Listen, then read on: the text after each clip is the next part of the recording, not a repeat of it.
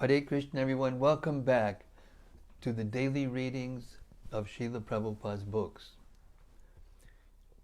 The world is in such a state, and actually the best thing that we can do, or the first and most important thing for us to do, is to keep ourselves free from unnecessary anxiety by associating with the Srimad-Bhagavatam, Bhagavad Gita, Sri Chaitanya Charitamrita, which is coming up, by the way. Give a preview of coming attractions. It'll just be a very short time until we launch into the Chaitanya Charitamrita, which Srila Prabhupada says is the book that we relish. Still, we should relish Srimad-Bhagavatam also, according to Srila Sanatana Goswami. And so we're going to read his glorification of the Bhagavatam, which explains why we should relish the Bhagavatam.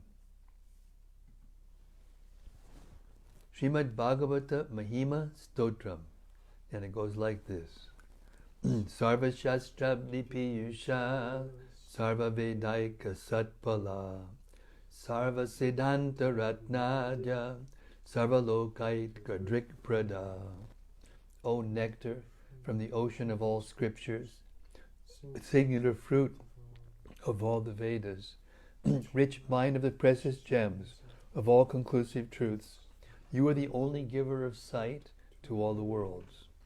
Sarva Bhagavata Prana Srimad Bhagavata Prabho Kali Dvandodita Ditya Sri Krishna Parivartita. O life air of all the Supreme Lord's devotees, O Master Srimad Bhagavatam, you are the sun risen in the darkness of Kali. You are the exact image of Sri Krishna. Paramananda Pataya Prema Varshakshadayate Sarvada Sarvasevyaya Sri Krishnaya Namostume. I bow down to you, who were supremely blissful to read. Your every syllable pours down a flood of prema. You can always be served by everyone. You are Sri Krishna himself. Mad ekabando mat sangin mad guru man mahadana man nistadaga mad bhagya mad ananda namostute. My only friend, my constant companion, my spiritual master, my great wealth, my savior, my good fortune, my source of ecstasy, I bow down to you. Asadu sadhu tadayin adini chochata kada hanamuncha gadachin mam premnarit kantayospura. O bestower of saintliness to the unsaintly, O exalter of the most fallen, please never leave me. Always appear in my heart and my voice with pure love. Om Namo Bhagavate Vasudevaya. Om Namo Bhagavate Vasudevaya. Om Namo Bhagavate Vasudevaya. So, we reached chapter 11 of the 12th canto of Srimad-Bhagavatam. And this is the description of the Mahapurusas.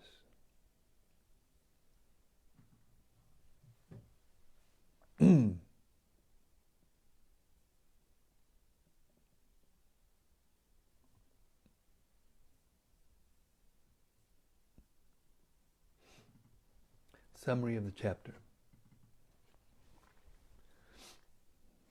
In the context of worship, this chapter describes the Mahapurusa and the various expansions of the sun in each month. Sri Sutta first tells Shaunaka Rishi about the material objects through which we can understand the major limbs, the secondary limbs, the weapons, and the garments of Lord Sri Hari. Then he outlines the process of practical service by which a mortal soul can attain immortality. When Shaunaka shows further interest in learning about the expansion of Lord Hari in the form of the sun god, Sutta replies that Lord Sri Hari, the indwelling controller of the universe and its original creator, manifests himself in the form of the demigod of the sun. Sages describe this sun god in many features according to his different material designations. To sustain the world, the personality of Godhead manifests his potency of time as the sun and travels throughout the 12 months, beginning with Chaitra, along with 12 sets of personal associates. One who remembers the opulences of the personality of Godhead, Sri Hari, in his form as the sun, will become free from his sinful reactions. Text 1. Sri Shaunaka said, O Sutta, you are the best of learned men and a great devotee of the Supreme Lord. Therefore, we now inquire from you about the definitive conclusion of all Tantra scriptures. 2 and 3. All good fortune to you. Please explain to us, who are very eager to learn, the process of Kriya Yoga, practiced through regulated worship of the Transcendental Lord, the husband of the Goddess of Fortune. Please also explain how the Lord's devotees conceive of his limbs, associates, weapons, and ornaments in terms of particular material representations. By expertly worshipping the Supreme Lord, a mortal can attain immortality. 4. Sutta Goswami said, offering obeisances to my spiritual masters, I shall repeat to you the description of the opulences of Lord Vishnu given in the Vedas and Tantras by great authorities, beginning from the lotus-born Brahma. 5. The universal form, Virat, of the personality of Godhead includes the 9 basic elements of creation, starting with the unmanifest nature and their subsequent transformations. Once this universal form is instilled with consciousness, the 3 planetary systems become visible within it. Purport. The 9 basic elements of creation are Prakriti, Sutra, Mahatattva, false ego, and the 5 subtle perceptions. The transformations are the 11 senses and 5 gross material elements. 6 to 8. This is the representation of the Supreme Lord as the universal person, in which the earth is his feet, the sky his navel, the sun his eyes, the wind his nostrils, the demigod of procreation his genitals, death his anus, and the moon his mind. The heavenly planets are his head, the directions his ears, and the demigods protecting the various planets his many arms. The god of death is his eyebrows, shame his lower lip, greed his upper lip, delusion his smile, and moonshine his teeth, while the trees are the Almighty Purusha's bodily hairs, and the clouds of hair on his head, and the clouds, the hair on his head. Purport. Various aspects of material creation, such as the earth, the sun, and the trees, are sustained by various limbs of the universal body of the Lord. Thus they are considered non-different from him, as described in this verse, which is meant for meditation. Text 9. Just as one can determine the dimensions of an ordinary person of this world by measuring his various limbs, one can determine the dimensions of the Mahapurusa by measuring the arrangement of the planetary systems within his universal form. 10. Upon his chest, the Almighty, unborn personality of Godhead bears the Kaustuba gem, which represents the pure spirit soul, along with the Shrivat's mark, which is the direct manifestation of this gem's expansive effulgence. 11 and 12. His flower garland is his material energy, comprising various combinations of the modes of nature. His yellow garment is the Vedic meters, and his sacred thread is the syllable Om, composed of 3 sounds. In the form of his 2 shark-shaped earrings, the Lord carries the processes of Sankhya and Yoga, and his crown, bestowing fearlessness on the inhabitants of all the worlds, is the supreme position of Brahmaloka. Text 13. Ananta, the Lord's sitting place, is the unmanifest phase of material nature, and the Lord's lotus throne is the mode of goodness, endowed with religion and knowledge. 14 and 15. The club the Lord carries is the chief element, prana, incorporating the potencies of sensory, mental, and physical strength. His excellent conch shell is the element water, his Sudarshan disc the element fire, and his sword, pure as the sky, the element ether. His shield embodies the mode of ignorance, his bow, named Shanga, time, and his arrow-filled quiver, the working sensory organs. 16. His arrows are said to be the senses, and his chariot is the active, forceful mind. His external appearance is the subtle objects of perception, and the gestures of his hands are the essence of all purposeful activity. Purport.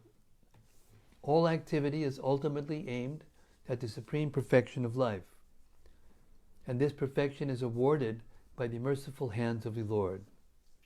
The gestures of the Lord remove all fear from the heart of a devotee and elevate him to the Lord's own association in the spiritual sky. Text 17. The sun globe is the place where the Supreme Lord is worshipped. Spiritual initiation is the means of purification for the spirit soul, and rendering devotional service to the personality of Godhead is the process for eradicating all one's sinful reactions. Purport. One should meditate on the fiery sun globe as a place where God is worshipped. Lord Krishna is the reservoir of all effulgence, and thus it is fitting that he be properly worshipped on the glowing sun. Text 18. Playfully carrying a lotus, which represents the various opulences designated by the word bhaga, the Supreme Lord accepts service from a pair of chamara fans, which are religion and fame. Text 19. O Brahmanas, the Lord's umbrella is his spiritual abode, Vaikuntha, where there is no fear, and Garuda, who carries the Lord of Sacrifice, is the threefold Veda. The goddess of fortune, Shri, who never leaves the Lord's side, appears with him in this world as the representation of his internal potency. Vishwaksena, the chief among his personal associates, is known to be the personification of the Pancharatra and other tantras. And the Lord's 8 doorkeepers headed by Nanda, are his mystic perfections, beginning with Anima. Purport. According to Srila Jiva Goswami, the goddess of fortune is the original source of all material opulence. Material nature is directly controlled by the Lord's inferior energy, Mahamaya, whereas the goddess of fortune is his internal, superior energy. Still, the opulence of the Lord's inferior energy has its source in the supreme spiritual opulence of the goddess of fortune. As stated in Sri Hayashirsha Pancharatra, Paramatma Harir Devas Tach Chakti Shrir Ihodita Shrir Devi Prakriti Prokta Keshava Purushak Smritaha Na Vishnuna Bina Devi Na Hari Padmajam Bina. The Supreme Soul is Lord Hari, and his potency is known in this world as Shri. Goddess Shri is known as Prakriti, and the Supreme Lord Keshava is known as the Purusha. The Divine Goddess is never present without him, nor does he ever appear without her. Also, Sri Vishnu Purana 1.8.15 states, Nityaiva Sajagan Mata Vishnu Shrir Anapayini Yata Sarvagato Vishnus Tataivayam Dvijota Maha. Shri is the eternal mother of the universe, the goddess of fortune, of Lord Vishnu, and she is never separated from him. In the same way that Lord Vishnu is present everywhere, so is she. O best of Brahmanas.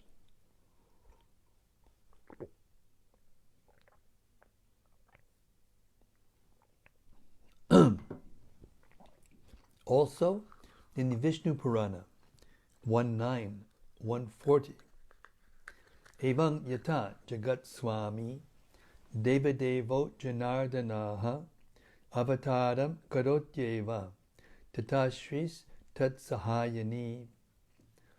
Thus, in the same way that the Lord of the universe, the God of gods, Janardhan, descends to this world, so his consort, the goddess of fortune, does also. The pure spiritual status of the goddess of fortune is described in the Skanda Purana.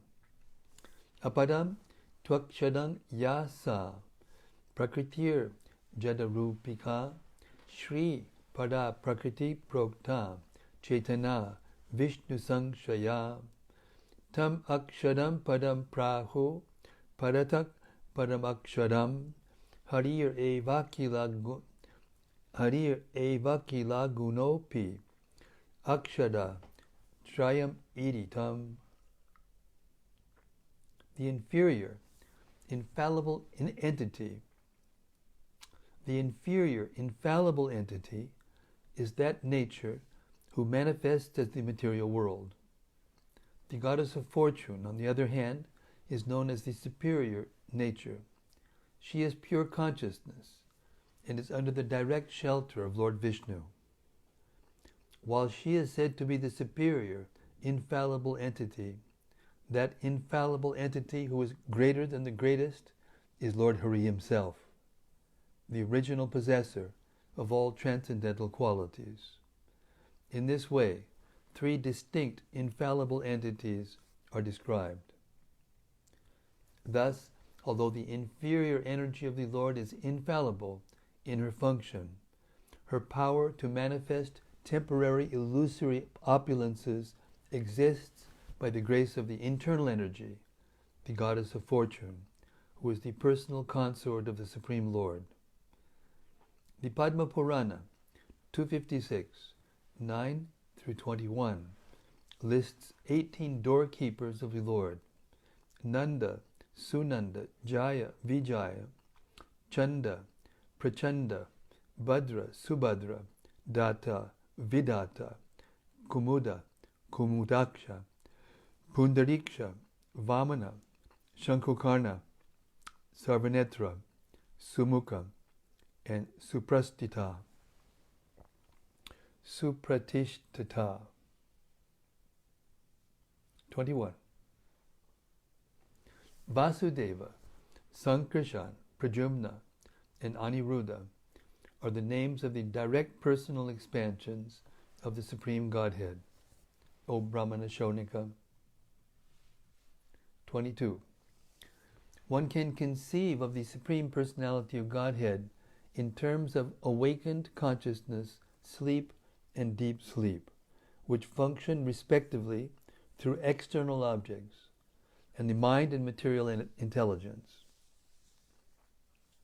I'll read that again. One can conceive of the Supreme Personality of Godhead in terms of awakened consciousness, sleep, and deep sleep, which function respectively through external objects, the mind, and material intelligence, and also in terms of the fourth, transcendental level of consciousness, which is characterized by pure knowledge. Text 23. The Supreme Personality of Godhead, Lord Hari, thus appears in four personal expansions, each exhibiting major limbs, minor limbs, weapons, and ornaments. Through these distinct features, the Lord maintains the four phases of existence. Purport. The Lord's spiritual body, weapons, ornaments, and associates are all pure, transcendental existence, identical with Him. 24. O best of Brahmanas, He alone is the self-luminous, original source of the Vedas, perfect and complete in His own glory. By His material energy, He creates, destroys, and maintains this entire universe. Because He is the performer of various material functions, He is sometimes described as materially divided, yet He always remains transcendentally situated in pure knowledge. Those who are dedicated to Him in devotion can realize Him to be their true soul. Purport. Srila Vishwanath Chakravarti Thakur recommends that we become humble by practicing the following meditation. Okay, everybody listen up. This is how sometimes they ask, how can I become humble? Okay, here it is. You become humble by practicing the following meditation. The earth, which is always visible to me, is the expansion of the lotus feet of my Lord, who is always to be meditated upon. All moving and non-moving living beings have taken shelter of the earth and are thus sheltered at the lotus feet of my Lord. For this reason, I should respect every living being and not envy anyone. In fact, all living entities constitute the Kaustuba gem on my Lord's chest. Therefore, I should never envy or deride any living entity. By practicing this meditation, one can achieve success in life. 25. O Krishna, O friend of Arjuna, O chief among the descendants of Vrishni, you are the destroyer of those political parties that are disturbing elements on this earth. Your prowess never deteriorates. You are the proprietor of the transcendental abode, and your most sacred glories, which are sung by Vrindavan's cowherd men and women and their servants, bestow all auspiciousness just by being heard. O Lord, please protect your devotees.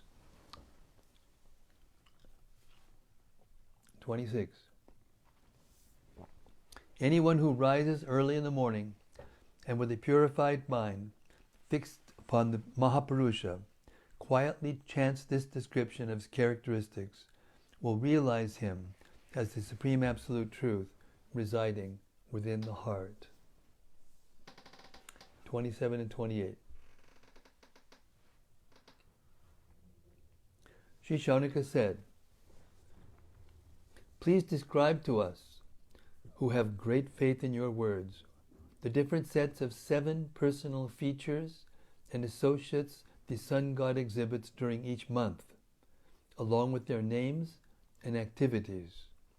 The associates of the sun god who serve their Lord are personal expansions of the Supreme Personality of Godhead Hari in his feature as the presiding deity of the sun. Purport. On hearing an account of the exalted after hearing an account of the exalted conversation between Shukadev Goswami and Maharaj Parikshit, Shaunaka now inquires about the sun as the expansion of the Supreme Lord. Although the sun is the king of all planets, Sri Shaunaka is specifically interested in this effulgent globe as the expansion of Sri Hari, the Supreme Personality of Godhead.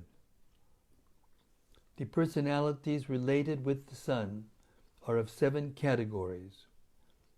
In the course of the sun's orbit, there are 12 months, and in each month, a different sun god and a different set of his 6 associates preside.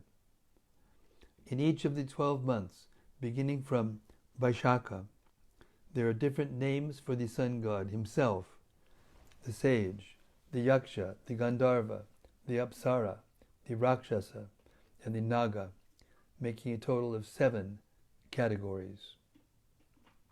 Text 29. Sutta Goswami said, "The sun travels among all the planets and thus regulates their movements. It has been created by Lord Vishnu, the Supreme Soul of all embodied beings, through his beginningless material energy." 30. The sun god, being non-different from Lord Hari, is the one soul of all the worlds and their original creator. He is the source of all the ritualistic activities prescribed in the Vedas, and has been given many names by the Vedic sages. 31. Being the source of the material energy, the personality of Godhead, Lord Hari, in his expansion as the sun god, is described in 9 aspects, O Shaunaka. The time, the place, the endeavor, the performer, the instrument, the specific ritual, the scripture, the paraphernalia of worship, and the result to be achieved. 1. Time. 2. Place. 3. Endeavor. 4. The performer. 5. The instrument. 6. The specific ritual. 7. The scripture. 8. The paraphernalia of worship. And 9. The result to be achieved. 32. The Supreme Personality of Godhead, manifesting his potency of time as the sun god, travels about in each of the 12 months, beginning with Madhu, to regulate planetary motion within the universe. Traveling with the sun god in each of the 12 months is a different set of 6 associates. 33. My dear sage, Data as the sun god, Kritastali as the apsara, Heti as the rakshasa, Vasuki as the naga, Ratakrit as the yaksha, Pulastya as the sage, and Tumburu as the gandharva rule the month of Madhu. 34. Aryama as the sun god, Pulaha as the sage, Atauja as the yaksha, Praheti as the rakshasa, Punjikastali as the apsara, Narada as the gandharva, and Kanchanira as the naga rule the month of Madhava. 35. Mitra as the sun god, Atri as the sage, Parusheya as the rakshasa, Takshaka as the naga, Menaka as the apsara, Ha as the gandharva, and Rataswana as the yaksha rule the month of Shukra. 36. 36. Vasishta as the sage, Varuna as the sun god, Rambha as the Apsara, Sahajanya as the Rakshasa, Hu as the Gandharva, Shukra as the Naga, and Chitrasvana as the Yaksha rule the month of Shuchi. 37. Indra as the sun god, Vishwavasu as the Gandharva, Shota as the Yaksha, Elapatra as the Naga, Angira as the sage, Brahmlocha as the Apsara, and Bharya as the Rakshasa rule the month of Nabas. 38.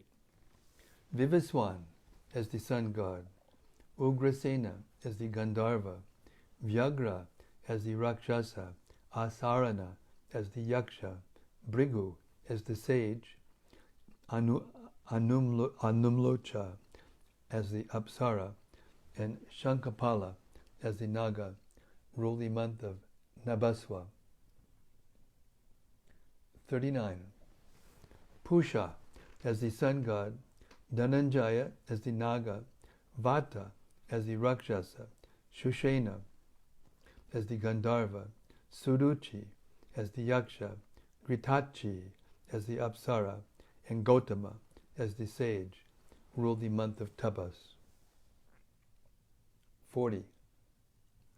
Ritu as the Yaksha, Varcha as the Rakshasa, Bhardwaj as the sage, Parjanya as the sun god, Senajit as the Apsara, Vishwa as the Gandharva, and Airavata as the Naga rule the month known as Tapasya. 41.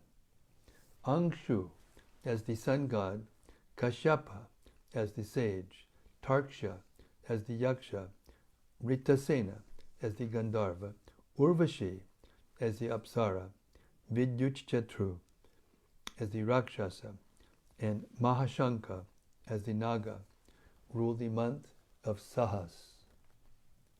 42.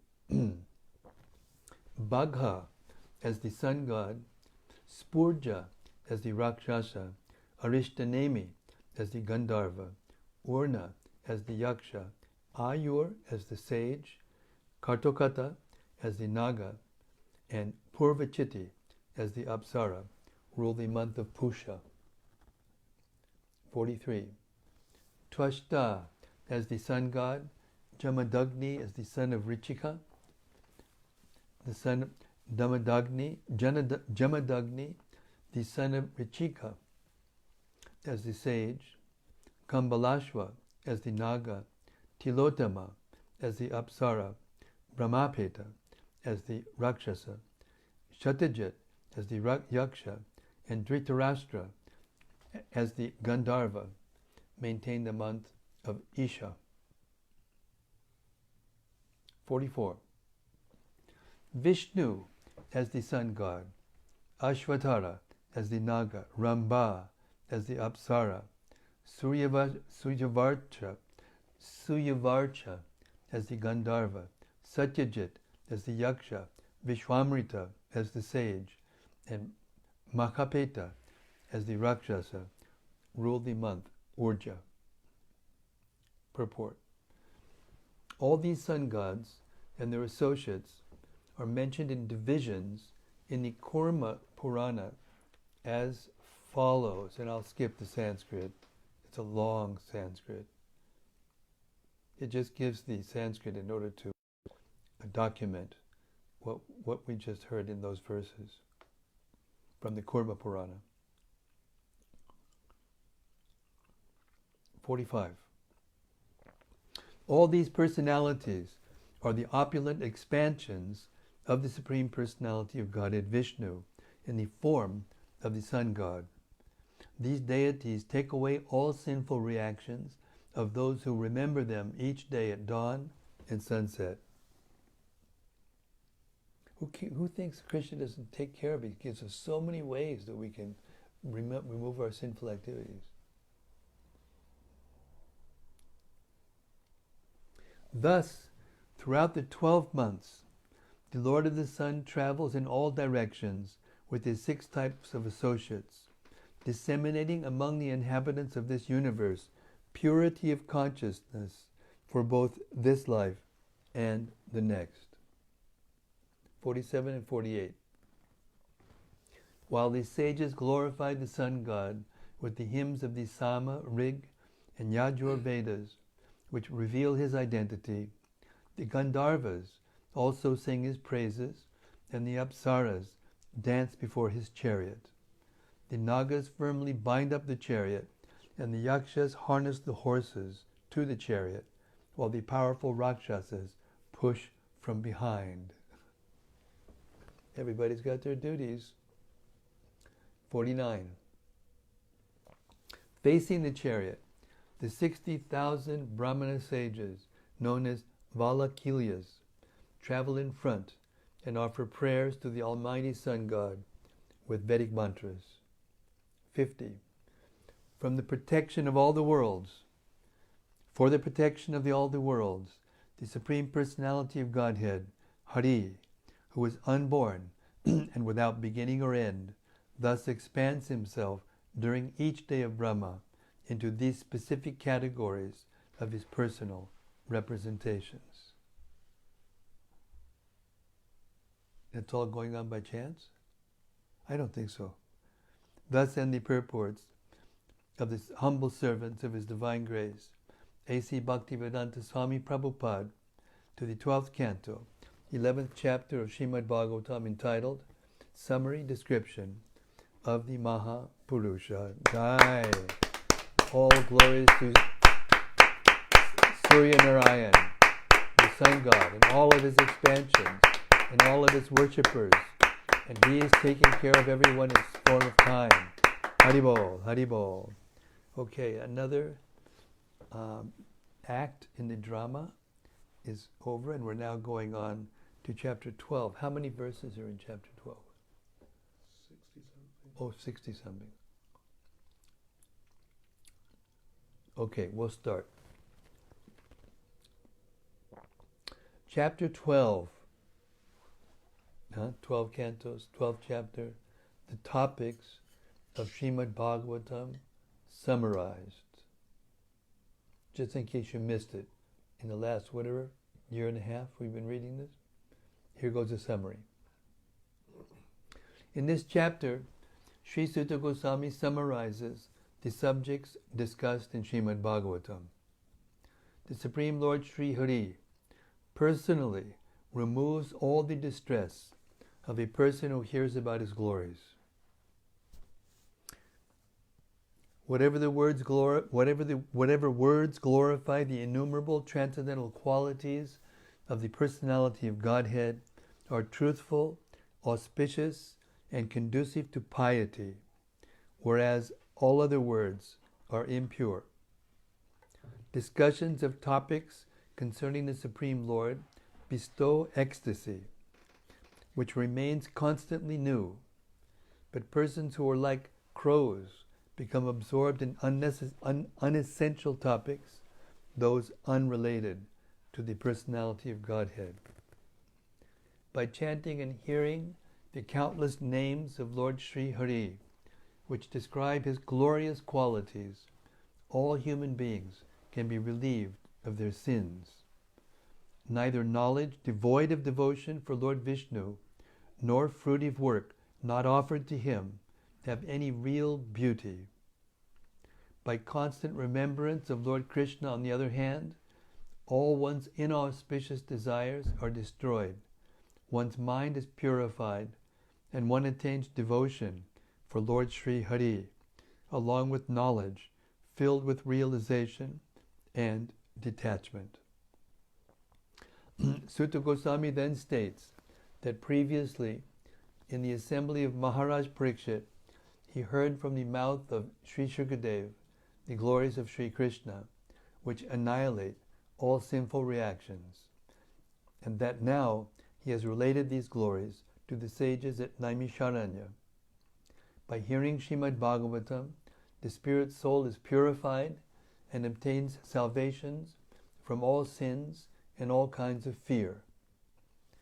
through the study of this scripture, one achieves the same result as that achieved by one who studies all the Vedas, and one also achieves the fulfillment of all desires. By studying with a controlled mind this essential compilation of all the Puranas, one will reach the supreme abode of the Supreme Personality of Godhead. Every verse in this scripture, Srimad-Bhagavatam, contains the narration of Lord Sri Hari.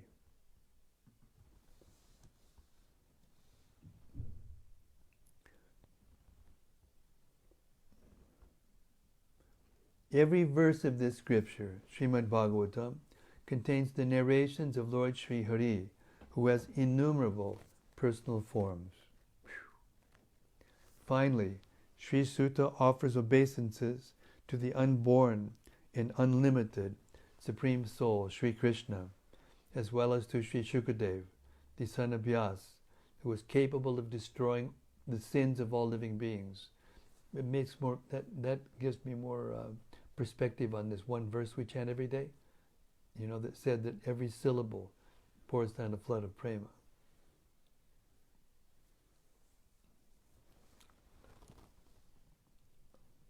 Text 1. Sutta Goswami said, offering my obeisances to the supreme religious principle, devotional service, to Lord Krishna, the Supreme Creator, and to, I have to read that again, this has got little punctuation.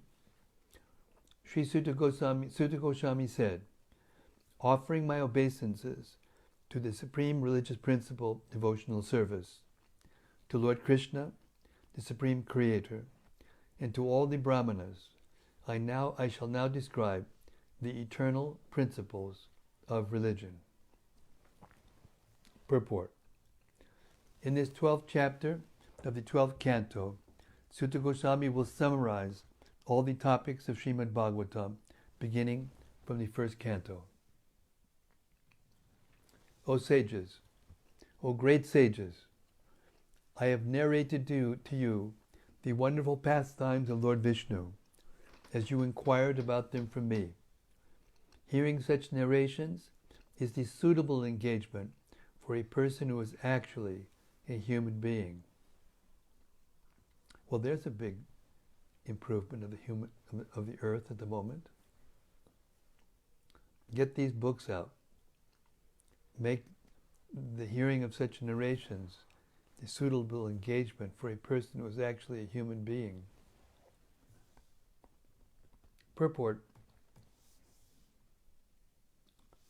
The words Naranam Purushochitam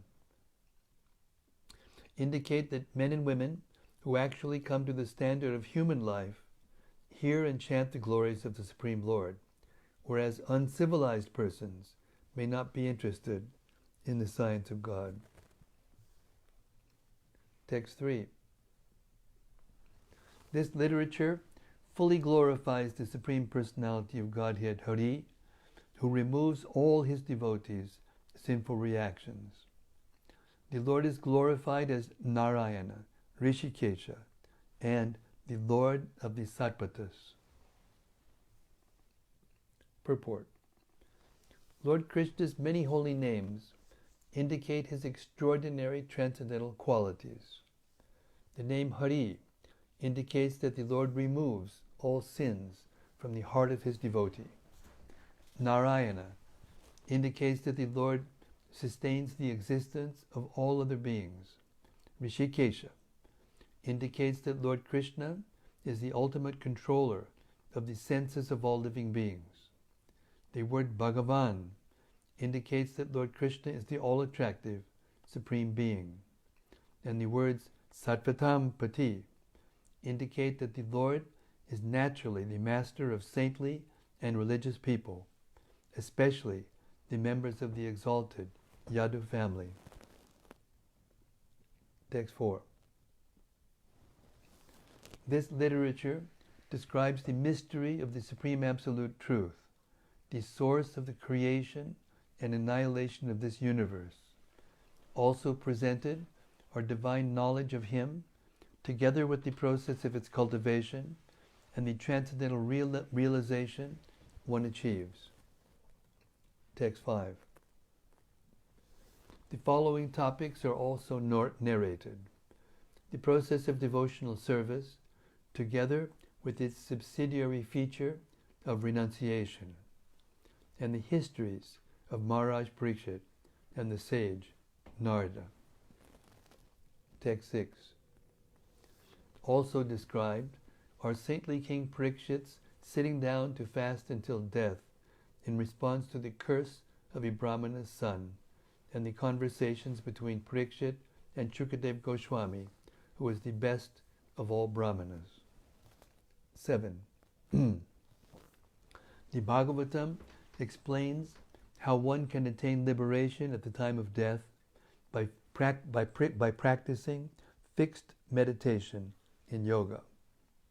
It also contains a discussion between Narada and Brahma, an enumeration of the incarnations of the Supreme Personality of Godhead, and a description of how the universe was created in progressive sequence, beginning from the unmanifest stage of material nature. Purport.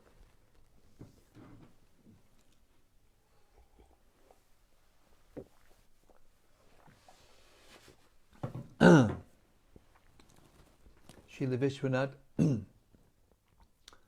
Vishwanath Chakravarti Thakur explains that it would be difficult to give a complete list of the numerous accounts and topics contained in the Srimad-Bhagavatam. Therefore, it is understood that Sutta Goswami is merely summarizing the topics.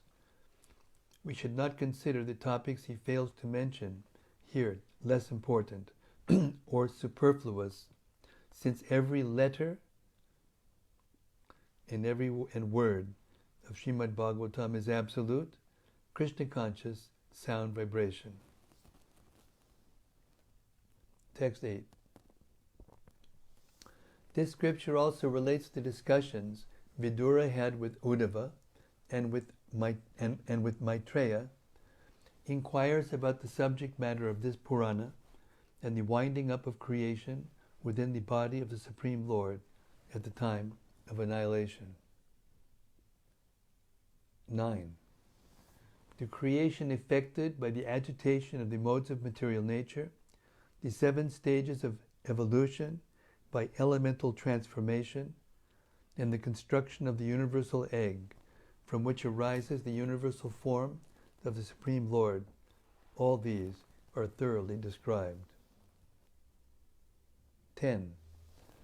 Other topics include the subtle and gross movements of time, the generation of the lotus from the navel of Garbhodakashayi Vishnu, and the killing of the demon Hiranyaksha when the earth was delivered from the Garbhodak ocean. 11.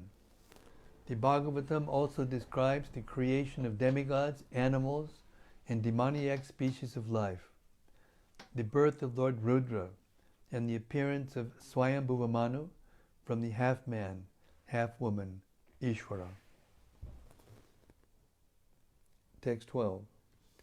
Also related are the appearance of the first woman, Shatarupa, who was the excellent consort of Manu and the offspring of the pious wives of Prajapati Kardama. 13. The Bhagavatam describes the incarnation of the Supreme Personality of Godhead as the exalted sage Kapila, and records the conversation between that greatly learned soul and his mother, Devahuti. 14 and 15. Also described are the progeny of the 9 great Brahmanas, the destruction of Daksha's sacrifice, and the history of Dhruva Maharaj, followed by the histories of King Prithu and King Prachinabhari, the discussion between Prachinabhari and Narada, and the life of Maharaj Priyavrata. Then, O Brahmanas, the Bhagavatam tells of the character and activities of King Nabhi, Lord Rishabh, and King Bharat. 16. The Bhagavatam gives an elaborate description of the earth's continents, regions, oceans, mountains, and rivers, also described of the arrangement of the celestial sphere and the conditions found in the subterranean regions and in hell. 17. The rebirth of Prajapati Daksha as the son of the Prachetas and the progeny of Daksha's daughters, who initiated the races of demigods, demons, human beings, animals, serpents, birds, and so on. All this is described. 18. O Brahmanas, also recounted are the births and deaths of Vritrasura and of Diti's sons, Hiranyaksha and Hiranyakashipu, as well as the history of the greatest of Diti's descendants, the exalted soul, Prahlad. Text 19.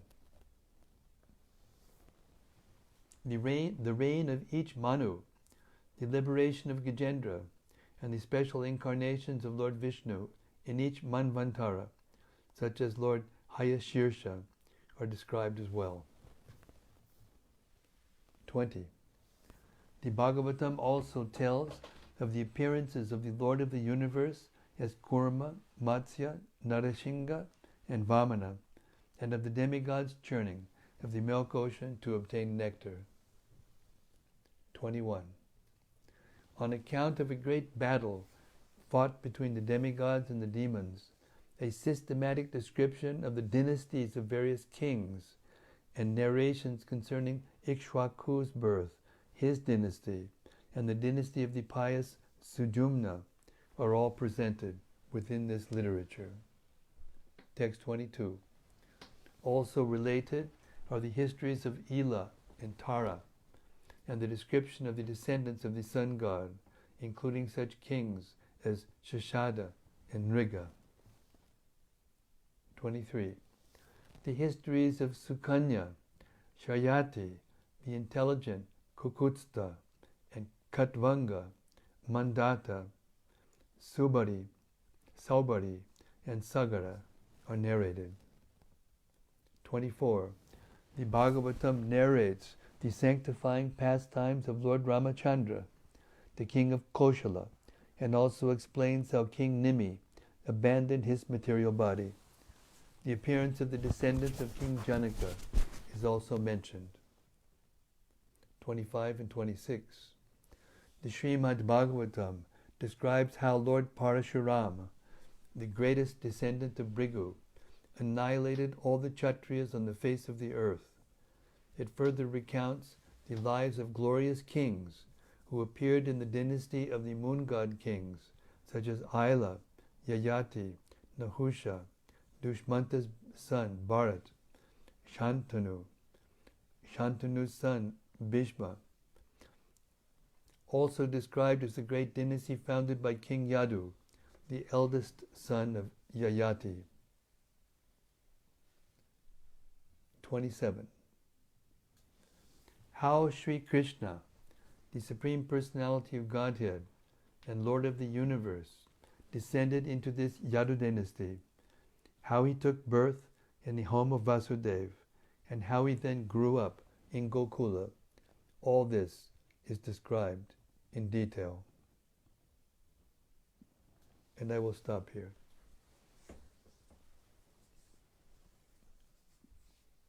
We'll continue with the summary of Srimad-Bhagavatam tomorrow, and maybe we'll even finish the Bhagavatam tomorrow. We'll see. Probably will. Chapter 13 very short. Yeah, that's what I thought. Okay, we'll try to finish the Bhagavatam tomorrow and then have a discussion about what just happened to us and why. And then we'll move on to Chaitanya Charitamrita, the relishing stage of pure Krishna consciousness. Okay, so, there's so many details given in these summary study type chapters. I don't know if any of us can even remember them all, what to speak of point one of them out. You remember when Lord Chaitanya heard the Kashmiri Digbijay. You know, he on his request, on Lord Chaitanya's request, he immediately composed 100 verses glorifying the Ganga on the spot.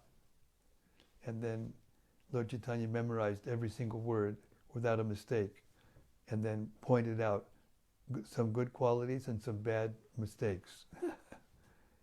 And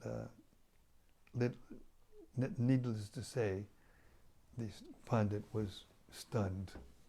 He was just a young boy at that time, 16 years old.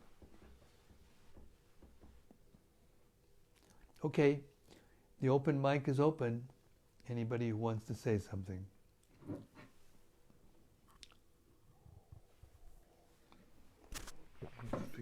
Radharaman, Old Faithful, go ahead.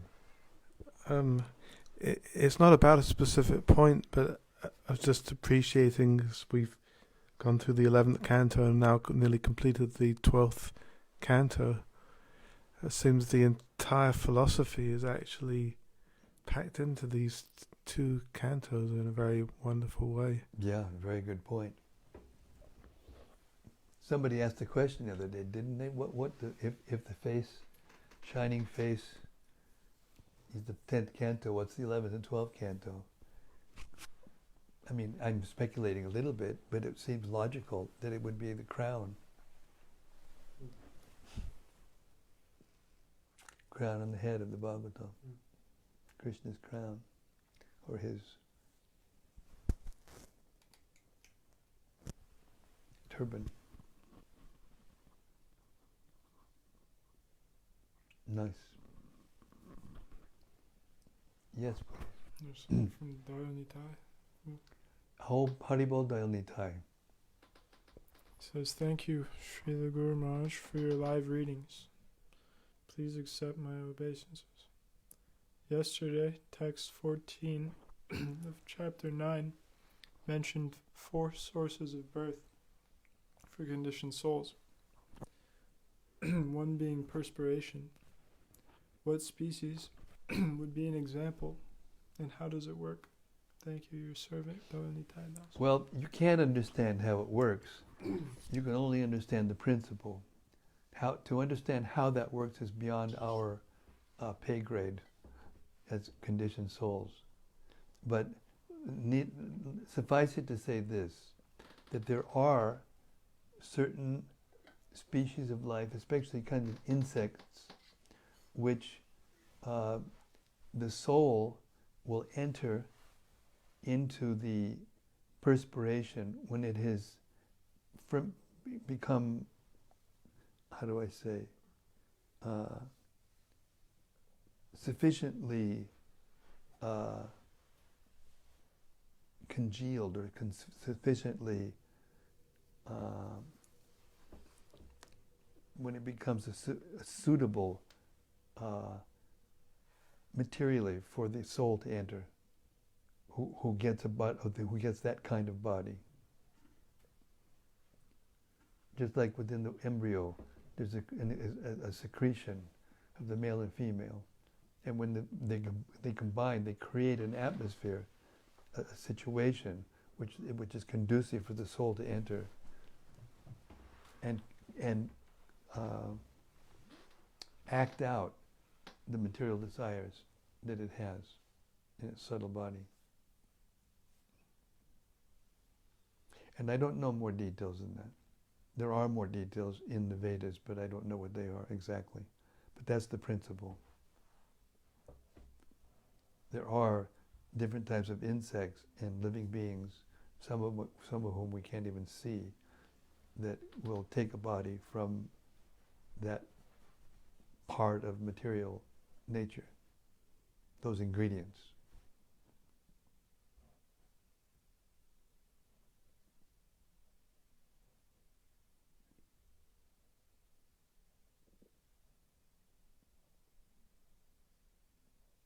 What else?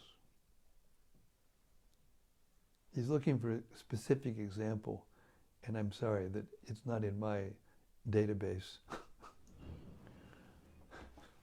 Confirmed. He says thank you. You're welcome. Rati Manjari has Okay, Rati, Hare Krishna. She says, Dear Guru Maharaj, please accept my humble obeisances. Tonight we heard many wonderful things. I especially loved the prayer of verse 12, 11, 26, which reminded me of one of Queen Kunti's prayers. Is this correct? Of course. That was an easy one. Absolutely. And you'll find like that. There's different things that we hear in this summary stage will remind us of so many things, because it's just that. Summaries are meant to jog our memories, to remember more details that we've heard and can remember. Nobody can remember it all. No one. But, yeah.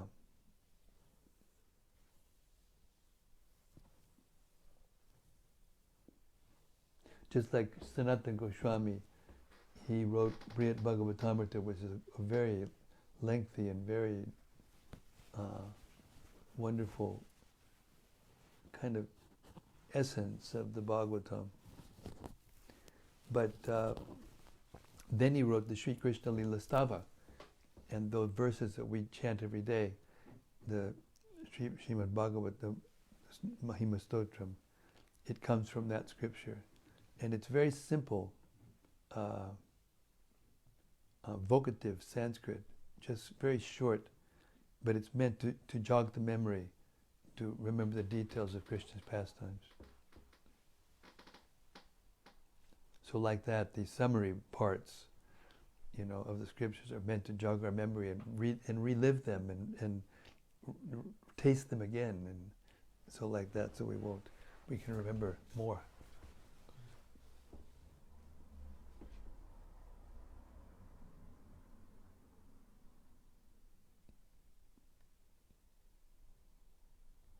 And then when we get to the end, we're so lucky we can start again and read the thing again.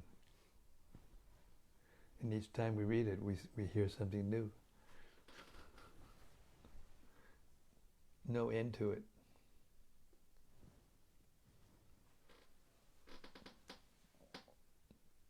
If someone gets tired of hearing the Bhagavatam, they're not hearing the Bhagavatam.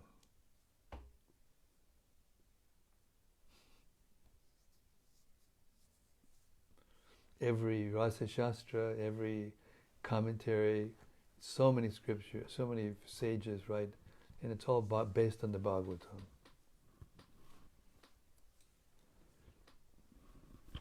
Manjari has another question. Please. We heard a description to the like that the living entities altogether are the jewel on the chest of the Lord. Should we take this literally, or is this meant to remind us of treating them right? Well, of course, we should treat every living being as if they were parts of the Lord, because they are. It's just giving the details of where they spring forth from, because the Lord's body is not like our body. Even Lord Brahma, there's different descriptions of from what parts of the body, the different stages, spring from the body of Brahma, the mind-born sons of Brahma. They say mind-born, but whole. It's not body. Brahma's body is not like our body. It's subtle, very, very subtle, and like we have a mind and we have a gross body, and they're different, quite different. But Brahma's body is subtle, so subtle, and Krishna's body is even more subtle. So all of the different parts of the body, as we've described, the universal form, all different kinds of living beings come from different parts of the body. And you can't make it, it's not a mechanistic, material-based science. It's a spiritual science. So, you can make things up, poetic descriptions, and make things up, but the reasons why the jewels of the living beings spring from a certain part of the body. You could say, from the heart, from the chest region, is where the Lord resides, and therefore the living beings come from there poetically. It's not meant to be taken necessarily literally, but it's not. But it's not without reason either. It's not without. The living beings are very dear to Krishna, all of them. When you think of somebody being dear to you, you think of they're being dear to your heart, because that's where the living being lives. So all of these things are connected together, and they're meant to be, sources of meditation, so that we can stop envying other living beings. There's that famous verse in the 4th chapter of the Gita, just after Tadvidi Panipatina Pariprashnena Sevya Upadekshanti Te Jnanam Jnaninas Tattvadarshinaha, that you can receive knowledge by inquiring submissively and serving the souls who have perceived the truth. And then when you receive that knowledge, Krishna describes the next verse, what that knowledge is. And it says, it begins by saying, Yajgatva na punarmoham. You'll never ever fall again into illusion, material illusion. Why? Because you will see that all living beings are but a part of the Supreme, or in other words, that they're mine. So these meditations are just meant to help us remember that, all the living beings come from the heart of the Lord, and therefore they are meant to be cherished, at least respected, and as we've heard just a time before, never envied.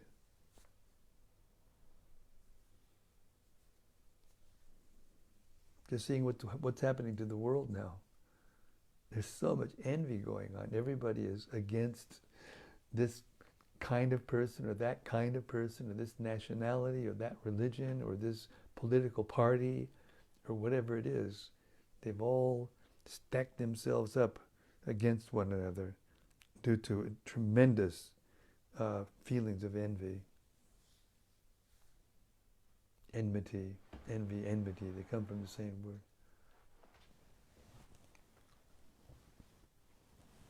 So we should stop feeling enmity towards other living beings, because they're all coming from Krishna's universal form, and that universal form is not different than Krishna. In that way we can see ourselves as one with Krishna, not one in the sense that we become the same person, but one in the sense that in quality, and one in a sense of agreement. We're always finding disagreement, and therefore we're always trying to find some exception that it doesn't fit into, so that we can get, our excuse not to fully surrender.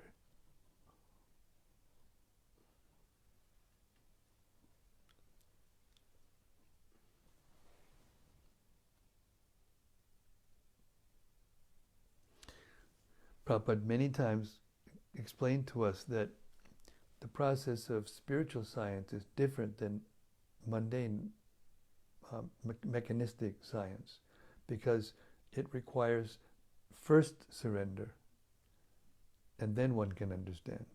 Not that I understand, and then after I understand, then I can surrender. So how that works? Well, that's what the material nature is about. That's what the material world is about.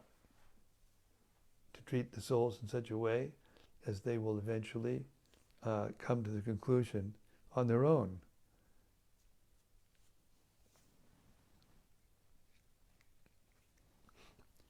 That they have to surrender to the Supreme. They have to surrender to the source of everything, because they're dependent on everything. They're dependent on the source. There has to be a source. I have a source. Their sources have sources. Their sources have sources. Their sources have sources. And if you keep tracing it back, you'll come to Krishna, the source of the cause of all causes, the source of all sources. And him, what's the difference between him and everyone else? He has no source. And that sounds like, to a materialist, like circular reasoning, just an excuse, a way to win. But it's not that. It's practical, it's logical. The way I always look at it, and I've said this 1,000,000 times, you've probably heard me say it hundreds of times, that, when one living being creates another living being, materially speaking, the bodies of the living beings, they can't have more information content. The products cannot have more information content than the source.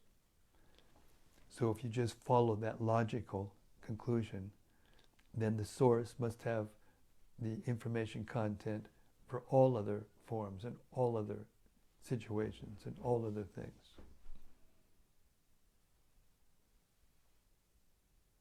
That's what philosophy is, looking for that absolute truth. And the Srimad-Bhagavatam explains that absolute truth rationally, authoritatively, precisely, so that we can actually know enough to surrender. But even before we get treated in such a way that we can know this, we surrender, then we can know. At least that's the root, the beginning of it, the beginning of the faith. When we're in the material world, that love that we have for Krishna is contaminated, and it turns into faith in so many things. Bahushaka, yanantascha, buddhayo, vivisayanam. Those whose intelligence is not fixed, is many branched. And those who are on this path, their intelligence is fixed. Vyavasyatmika buddhi, eki ha kudnandana. And Vishwanath Chakravarti Thakur, he comments on that verse of the Gita 241, that the order of the spiritual master is the life and soul of the disciple. That's the import of that verse, the commentary.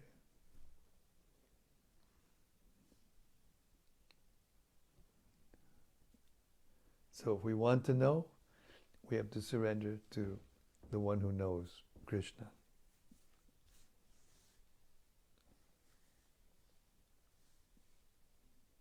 And all these details in the Bhagavatam are just meant to stimulate and interest us and convince us and turn that, tendency to surrender to full-blown surrender. It's not surrender, it's just a aha moment. Aha, I understand. Now I see. It's not like that, it's a process.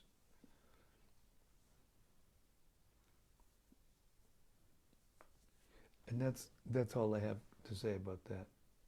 And it's 8:30. We've been going on for well over an hour. So unless there's more, thank you very much, Rati, as usual, for your penetrating questions. They take us places. Hare Krishna. So with that, we'll end today's reading of Srimad-Bhagavatam. And as I said earlier, we'll finish the summary of the Bhagavatam, and then we'll read the last chapter. And tomorrow looks like we're going to be finished. Should be. And today's what? Monday, Tuesday, Wednesday. Wednesday we'll start the Chaitanya Charitamrita.